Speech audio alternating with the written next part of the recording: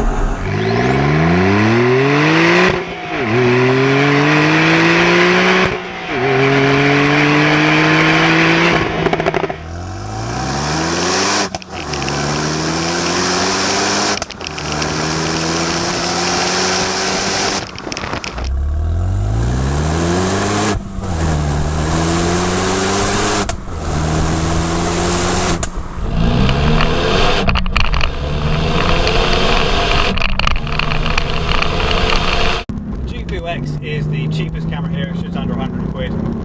It's probably the smallest and the lightest as well. The downside is it's the only one here that doesn't have a screen.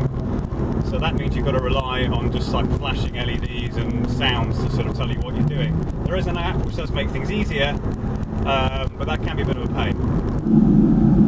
So this is the Olfi, and it looks pretty much like a GoPro actually, which kind of makes me worry. A lot of people look at it and just think it's one of those cheap 30-quid knockoff Chinese GoPros you get on eBay, but it's actually from a company in Wales, and for just under 150 quid it gives you 4K resolution, which is actually. Now this is one of the cheaper cameras here, it's just 120 quid, but it's actually quite a practical little thing. You've got a movable lens at the front, which means wherever you mount it pretty much, you can get the shot you want.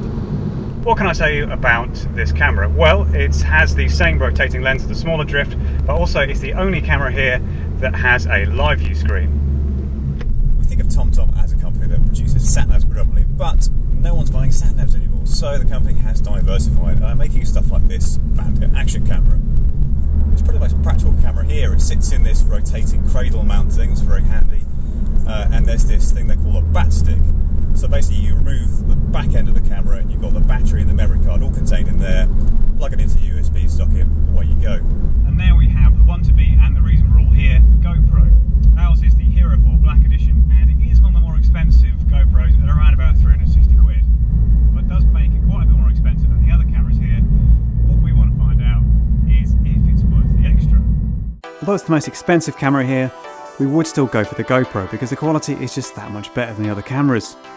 However, there are still reasons why you might want to go for the others. To find out why, head over to carthrottle.com now for our full verdict.